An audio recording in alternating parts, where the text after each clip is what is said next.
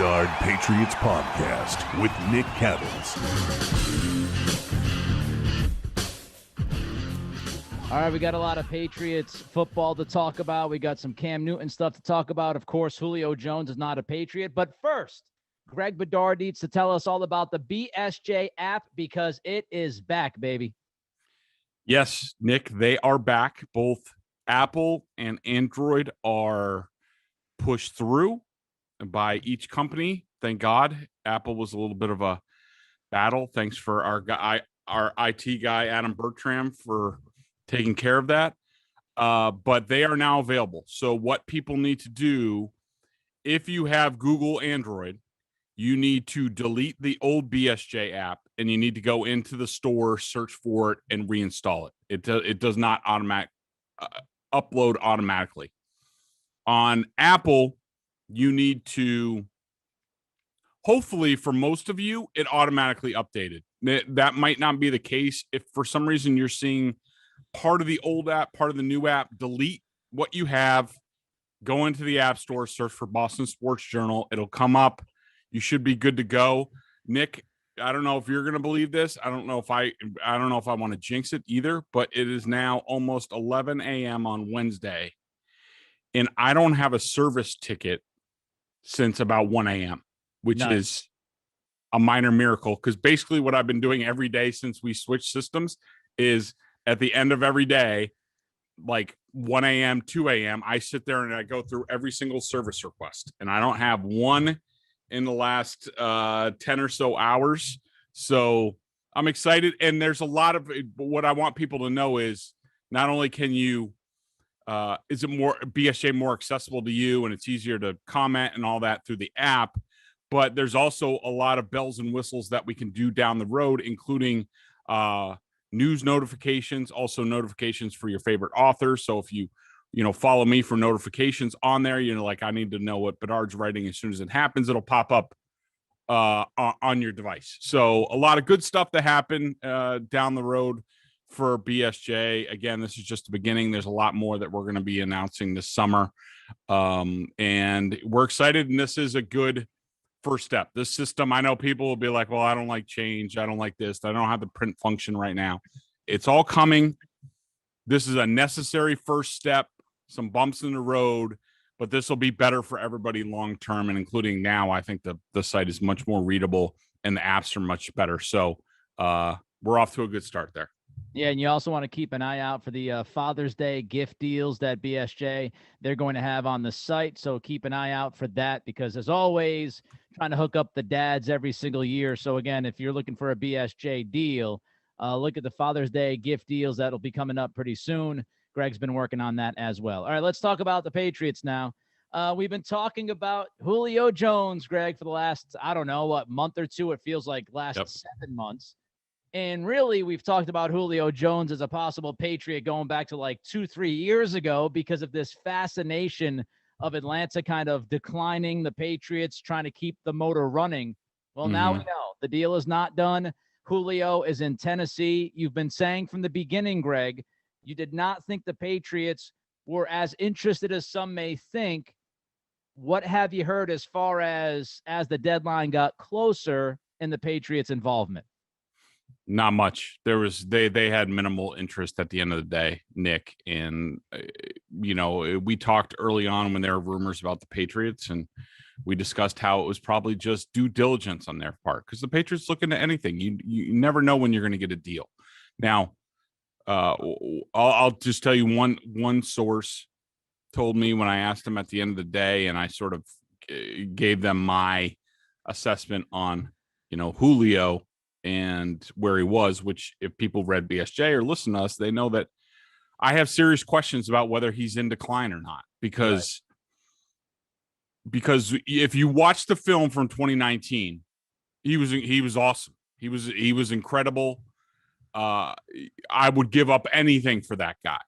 Then you turn on the film from last year, you go to sort of the end of the season, and he was hurt a lot of the season, but he did come back. He was not the same guy. And you're like, okay, well, what he looked like at the beginning of the season when he should be tuned up. And I know some people out there who wanted Julio, I heard from the BSJ members who are, giving an excuse. Well, it's COVID and there's no preseason and blah, blah, blah. I mean, look, that's a bunch of BS. Like, he's a highly paid NFL wide receiver who gets paid to be ready for the season. And if you turn on the film, I don't care, COVID or not, preseason, like Julio Jones ever plays in the preseason. I mean, he probably does a little bit, but you don't really need that.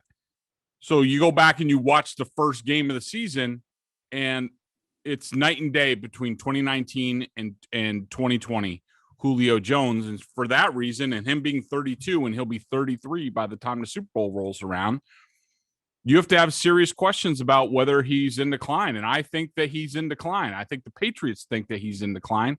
And Nick, judging off the lack of interest and including, my source that I talked to said, I didn't hear his name once in the building.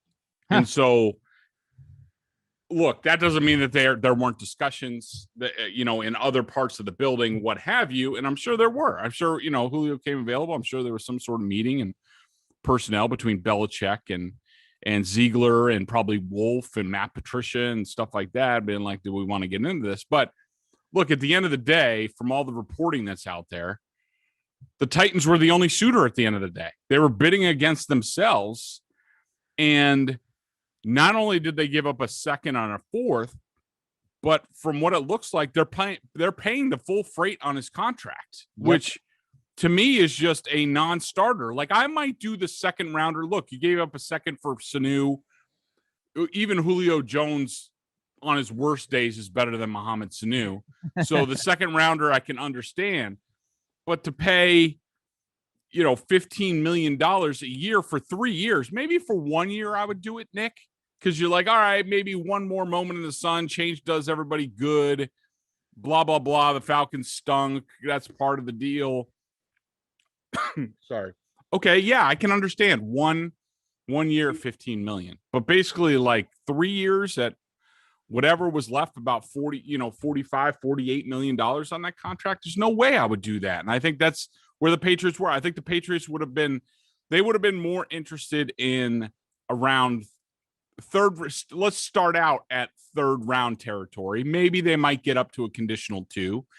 And if you said, okay, and the Falcons say, all right, we'll pay half the first year, and Julio would be interested in a restructure, then I think they would have been interested. But from what we see from the deal, and also that the Titans had to restructure Ryan Tannehill to get Julio Jones under the cap and give them some room, that tells me that the Falcons continued their high asking price. Julio Jones is getting his money, whether you like it or not. And so for that, I don't blame the Patriots. That would be a non-starter for me.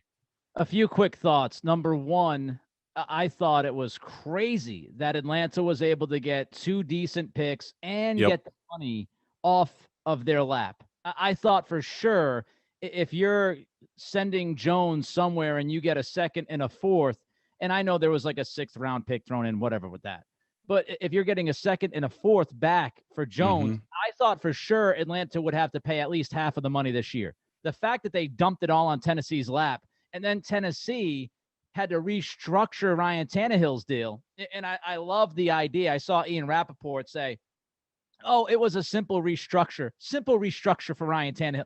That simple restructure marries Tannehill to Tennessee for the next 3 years. So if Tannehill is a bum, without Arthur Smith, Corey Davis, Jonnu Smith gone. If Derrick Henry somehow, some way slows down because he's been carrying the football for 400 times a year the last couple of years, they are now married to Tannehill. His cap number next year is like 40 million. The year after that, it's like 40 million.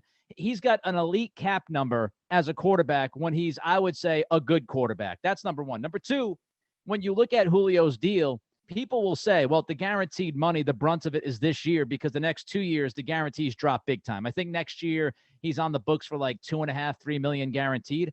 Here's the thing. When you trade a second and a fourth and you pay him his entire cash load this year of 15 plus, I think it's another 300 grand.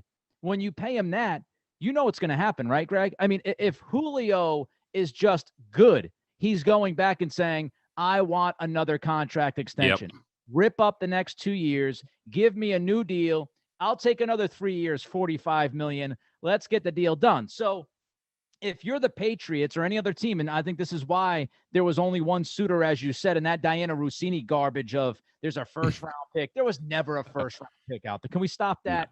Yeah. That was Atlanta trying to build the price up. So if you're a team that trades for Julio, you're not only, if you look at this deal, you're not only giving up a second, you're giving up a fourth, you're paying $15.3 million guaranteed this year. And I believe you're going to be on the hook paying this guy when he's 33, 34, 35 years old. And I think it's too much. I would have loved Julio Jones on the Patriots. I think the Patriots, I've been saying this, are a legit number one receiver away from having a really impressive offense. And I think he could have fit, even if he wasn't the same guy he was in 2019. But to me, it was just too much to ask. And I don't have a problem with Belichick saying thanks, but no thanks. So now the question is, Greg, the Pats have $15 million. They're looking pretty good with this salary cap right now. Salary cap goes up next year to 208, 209 is a thought process. What could the Patriots do with that $15 million? Well, I think the number one thing is you look at who on the team, and I'm just trying to find the list right now, but who do you want to extend? There could be some players that you want to extend. I mean, you got Gilmore, you got McCourty, you've got possibly Hightower. You could do something with his deal. Those are the guys that come to mind right off the top. Yeah, I'm just looking through their list, and so as far as stuff on. Pardon? I said J.C. Jackson is another one that you could probably throw out there. Yeah, probably J.C. Jackson is the guy I would go after, because with Gilmore, you just don't know what the future holds. You don't know, what is he going to demand a new contract? Is he going to want to raise? Do the Patriots want to do that with him coming off injury? And I think at least locking up J.C. Jackson gives you a good starting cornerback going forward. So I think J.C. Jackson is where I would start. I could see a guy like Adrian Phillips possibly getting a little extension. He would probably do a team-friendly thing, Belichick's type of guy. I doubt on James White that they would do something, considering they let him sit out there in free agency for a while. I wouldn't go the Hightower and McCourty route. I don't know if I would do an extension rather than a restructure. Trent Brown's possible, but again, you want to see what do you exactly get out of Trent Brown this year. So that's where you start. But really, Nick, where I think they go, and I think they're in a good position this way, and if people just have patience, and thank goodness Bill Belichick does have patience. It's 2021. How dare you ask people to have patience? Greg? I know, Nick. I know I'm asking a lot. But if people have patience, what you want to do is look. The Patriots have a pretty good roster right now. There are serious questions at quarterback. We all know this. The $15 million that they have right now, they still have room to go to more if, say they, trades, do something with Stephon Gilmore, restructure Hightower, restructure McCourty. They have the potential to get to, say, like $30 million in cap space. The big thing is flexibility. You want to give yourself flexibility. And right now, most teams right now at this point in time, and there might be a few teams that once they see their team in mandatory minicamp, some of them are going on right now. The Patriots will be next week. They'll get a good look at their team and see where guys are coming off of opt-outs and things like that. And maybe some guys cut loose. Maybe some guys are available via trade. So you leave yourself flexibility. But largely, most teams at this point in time have an idea. They have their teams that they want to go to camp with. And then from there, all bets are off. Then you keep reevaluating. And for the Patriots, I think they have a ton of flexibility right now. And, when I talk about that flexibility, who knows what happens with Cam Newton in his hand? Likely, in all likelihood, he is he's not going to throw probably until training camp. Now, he could be back sooner than that. We don't know. But you don't know with Cam Newton. You also don't know with Mac Jones. I mean, so far so good, but is Belichick at the end of the day really going to be comfortable with him? One option with a lot of cap space, if they increase it at some point in time, is still Garoppolo. No. I'm just saying. Look, I thought we ended it. I thought it was over.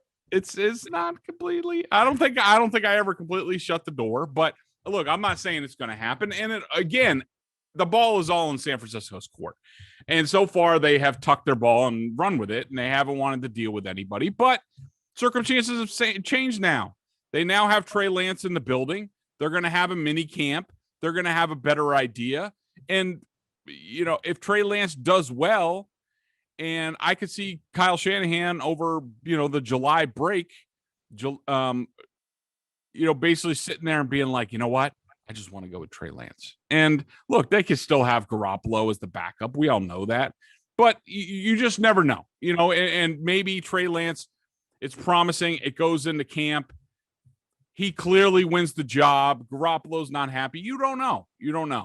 But Nick, the overall big picture is not only a quarterback, but at wide receiver, defensive positions, maybe at linebacker, maybe at cornerback. Maybe they do something with Stephon Gilmore and they need some, more veteran help. They leave themselves flexibility now that they now can look at what they have in camp. And this is what Belichick normally does. What do they have in camp? Where are they weak? Now they have the room to go do whatever they want. And that $15 million, even if they don't increase it, should give you enough to do something, decent, I would say minimal, average type deal in camp to give you a missing piece. And also it leaves you the flexibility with McCourty and Hightower restructuring that they could do a restructure during the season. And before the trade deadline, they add a piece where maybe the price is less in a lot of different ways on a guy like Julio Jones. And they add those pieces. So in the big picture, I think the Patriots will have extreme patience. They'll see what they have. And now they have flexibility to go in a lot of different directions, not only in camp, but during the season. And flexibility is such a huge deal. We talked about that during free agency with Belichick and how he was setting himself up for the draft by spending that money so he could be flexible in the draft. And when you look back at it, one of the things that we never really mentioned when the Patriots, decided to stick and pick at 15 and pick Mac Jones is because they did not move up to get Mac Jones. Another angle to that is it allowed them to keep their flexibility. If you moved up to get Mac Jones, I don't know if you move up to get Christian Barmore. I don't know what those picks are looking like after that deal for Jones. So the fact that you decided to stay at 15 and pick Mac Jones, it allowed you to have those extra picks later on to overpay and move up for Barmore. So it is about flexibility. We know Belichick loves that. I want to ask you one more question about the wide receiver position, Greg. Are you okay with where they're at right now since they did not bring in Jones?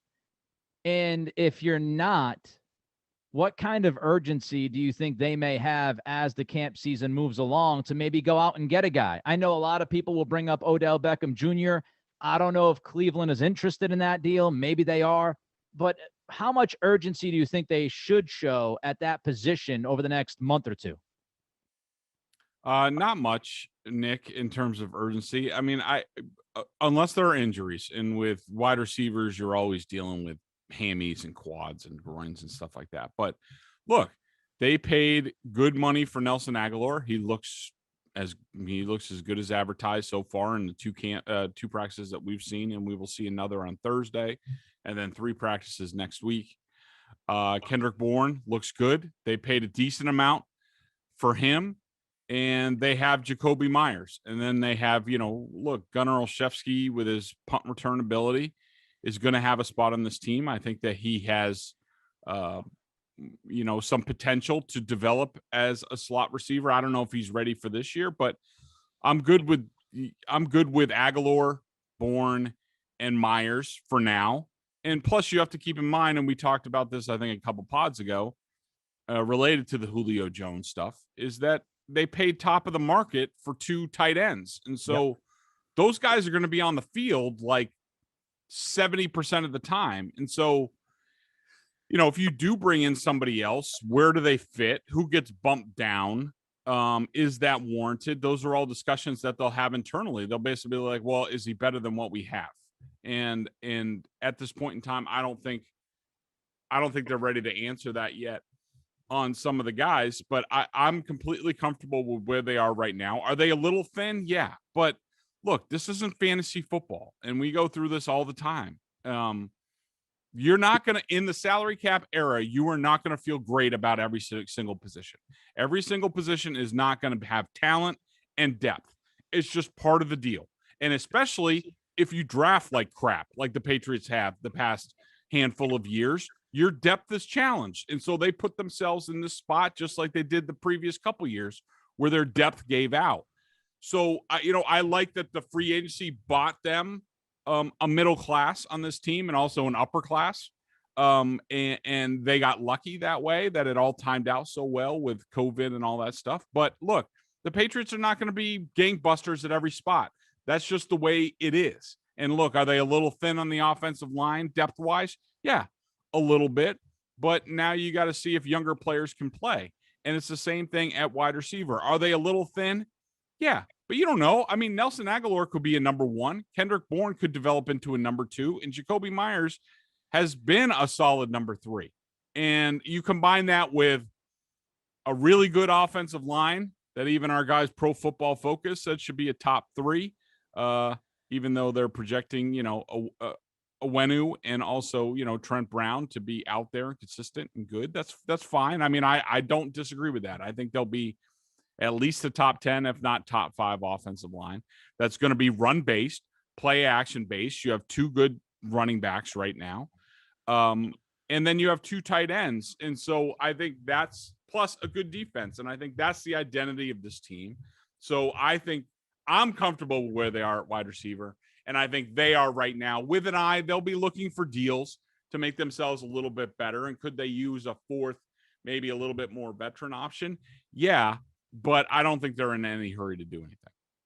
I have a binky, and I've been talking about this binky for the last couple of years, and that binky is out there. He's available. I don't think he'll cost you a lot of money, and I think he's the perfect guy to add depth to this team, and he's a guy who will grind. He's a guy that can make some plays when you need him to make plays.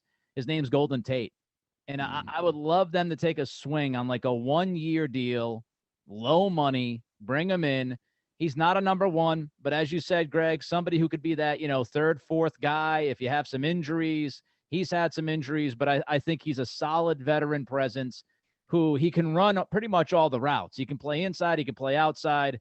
He just strikes me as a tough guy, somebody who could, possibly be with the program for 1 year. I wouldn't mind that. But as I've said, he's a binky of mine, so I'm always going to push for Golden Tate. I think he'd be a pretty nice fit here. Other names people have thrown out, Danny Amendola is still out there. Alshon Jeffrey is still out there. Of course, again, Odell Beckham, I think that's going to be a story that continues to pop up. Baker Mayfield has played better without Odell in Cleveland. Is that just kind of a coincidence, or is it something to kind of read into? I don't know. We'll see what happens with all of that. One last shot that I think we should take for Greg, and Greg has been talking about this over the last few weeks. I like to put some money on stuff, and Greg, I don't know how much you mess around with the little gambling world, but I put a little money here and there every once in a while. And as you told people, everybody goes crazy. They go bananas when they see Patriots or the leaders in the clubhouse, according to Vegas, on Julio Jones. Hopefully people listened to Greg and didn't waste their money, because Greg's been saying, don't listen to Vegas. Yeah. Well, yeah. The Patriots, their favorite to get Julio Jones. I mean, look, how did that work out? Like, look, I enjoy placing a bet, a nice little wager, a few ducats here and there. But, I prefer to leave it on the games where you have an actual point spread. And Vegas is really good on point spreads. But this nonsense about like, where's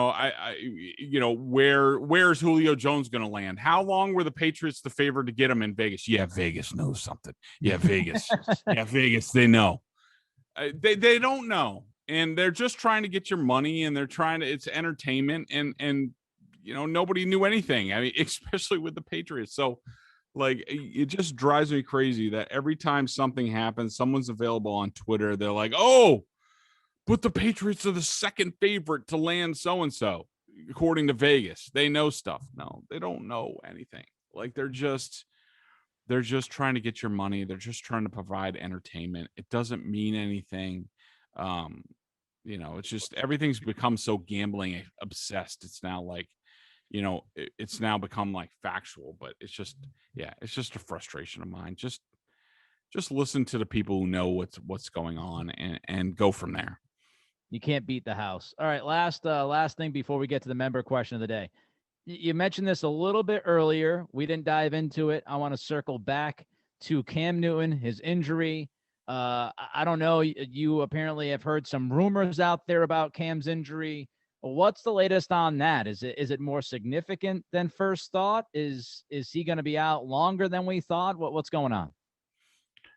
Okay, so there is some, and this blew in my direction some way, but there's always some rumors on the internet about Twitter from so-and-so who says they're a Patriots beat reporter and stuff like that. Like, I don't know if you caught this, but the one guy who purports himself on Twitter to be a Patriots reporter has long reported that Dante Hightower is not going to play this season, and about how he's not going to show up and blah, blah, blah. And Hightower's wife answered him and said, LOL, who the hell are you? Like, so yeah, you got called out by wifey. That's rough. Yeah. So I thought that was funny. But in a related topic, I mean, there are reports that before his hand injury, I'm not even going to call them reports. There are rumors circulating on Twitter, on the internet, that the day before or in the days before Cam Newton left practice with that hand injury, he and maybe some family members were involved in an incident somewhere in Boston, like at a nightclub or restaurant or something like that. And they think that there might have been a scuffle and Cam Newton might have hurt his hand that way.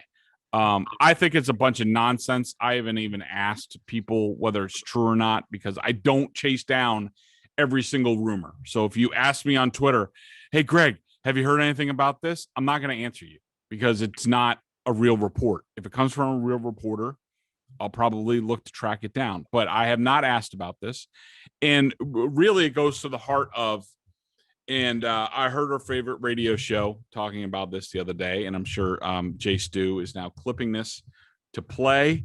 I debated whether doing another Felger impersonation. I mean, I could do the laugh, I could do that, but I'll just stay away from it now because obviously those guys get a little sensitive about that, even though they pick apart my reports all the time and they had no problem with it. But anyways, so they were talking about it, and Felger is like, well, all these reporters are out there at practice and nobody saw what happened.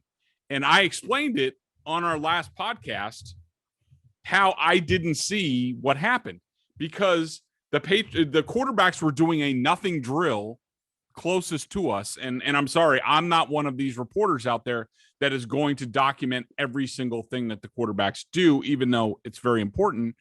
There's a whole team that I have to look at. And when there were kick returns going on, kick and punt returns, I think, at the same time on the far field. And I wanted to see what was going on. Who's returning kicks? Who's on the number one units? Because if you're on special teams, if they think a lot of you on special teams, you're probably earning a spot on the team. So that stuff is important to watch. And the Patriots, the quarterbacks they were stepping over bags. They were making little throws. They were doing nothing drills. So I was not paying attention to that. And so I didn't see it. It wasn't anything nefarious. It wasn't, people aren't inventing what happened. He probably banged his hand on a bag or whatever. And Cam Newton, mind you, everyone leaves this out. They had been practicing for about 45 minutes before that, and he threw the ball fine. And he actually probably threw the ball better than he has in a while out of Patriots practice, certainly better than the practice before. And then suddenly Newton's off the field and talking to the team doctor and the trainer and all that stuff. Now, I will say, does it happen that NFL players get hurt away from the building and they keep it under wraps, and then all of a sudden at practice they're like, oh, my arm, I think it's broke, pull a Rodney Dangerfield? Yeah, it happens because you're protected if you get hurt during practice. So yes, that happens, but I have no reason to believe, from the way Cam Newton threw before the injury to the circumstances, I have no reason to believe that anything other than Cam Newton getting hurt during the course of practice happened at that time. I'd also say this one last thing is, you talked about this after the injury on the pod, Cam's initial reaction, his visceral reaction, how angry he was and how disgusted he was. Again, now, if we're going to go with a theory that off of these rumors, he hurt himself doing something away from the field at a nightclub, whatever's going on, then we have to believe he decided to go out there and practice for 45 minutes and throw the football as good as we've seen him throw the football, according to your eyes.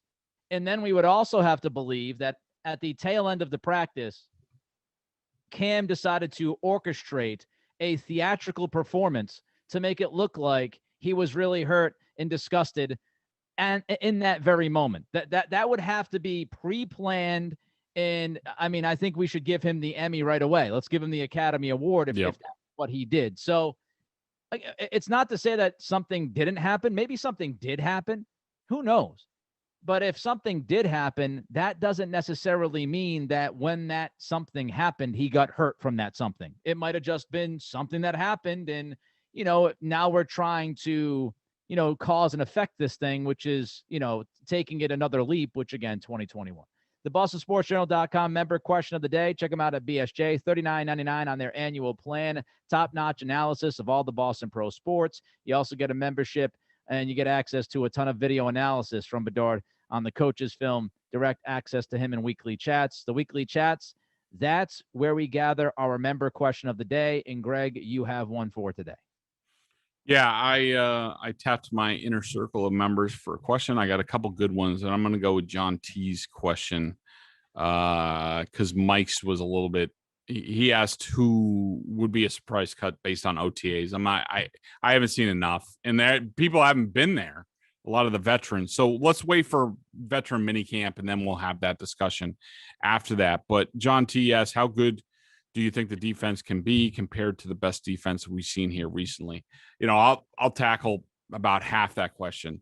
I did write a column the other day because we've been so offense and QB centric at BSJ for good reason. But I delved into the defense, and I think the defense has a chance to be really good. I think that they have much more depth on the defensive line. They can go in a bunch of different directions. They have a lot of depth and options at edge.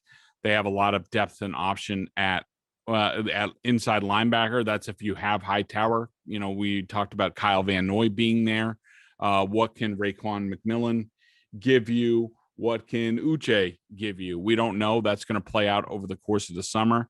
Cornerbacks, you'd like to know what the finished product is going to be as far as, Gilmore, Jackson, Jonathan Jones. Is Gilmore going to be there? Are they going to bring anybody else in? Safety, they have plenty between Devin McCourty and Jalen Mills at free safety. You have Adrian Phillips and Kyle Duggar at strong safety. I think they have a lot of options, and I think as provided they're in long yardage and they stop the run, which I think they will, they have a lot of options to bring safeties, both Phillips and Duggar, down into the box to give them more speed, which I think they need. I also talked about in that column about how, NFL teams measure one of the ways they measure team speed is by forced fumbles. And I'm just looking up what I said. And so last year, the Patriots completely bottomed out in terms of forced fumbles for them. They forced only 11 fumbles, recovered only 4 last year. In the year before 2019, when for most of the regular season, they had among the best defenses in the league. They had 26 forced fumbles and 11 recovered. 2016, When they won a Super Bowl, 26 forced fumbles. And last year was 11. So that just tells you there's not enough speed on the field. And I think that's why they're going to play more and more safeties. I think you're going to see some personnel packages where Devin McCourty, Jalen Mills, Adrian Phillips, Kyle Duggar, they're all on the field at the same time. And teams hopefully don't know where they're coming from. The amoeba's back on the practice field, and that's exciting. But look, I have some questions about how good this unit can be for a bunch of different reasons, including, look, the amoeba worked when Brian Flores was here. He's not here anymore. Can Steve Belichick and Gerard Mayo, can they push the right buttons at the end of the day? I mean, Belichick can make the play calling on defense as paint by numbers as he wants, and he'll always be heavily involved in the defensive game planning and all that. But at the end of the day, sometimes play calls come down to gut feelings. They come down to hunches. They could come down from game feel. Are Steve Belichick and Gerard Mayo going to have that? Did they learn lessons from 2019 where they faltered down the stretch? And, look, they were getting beat badly on 3rd and longs and things like that. Did they learn lessons from that? Can they apply them going forward? But look, as far as best Patriots defenses, I'm not ready to go there. I think this defense can be really good, but there are a lot of unanswered questions as far as personnel and the coaching, and I think that will all play itself out. On paper, PFF, I think, has their secondary ranked as the 5th best in football this year. That's not too shabby.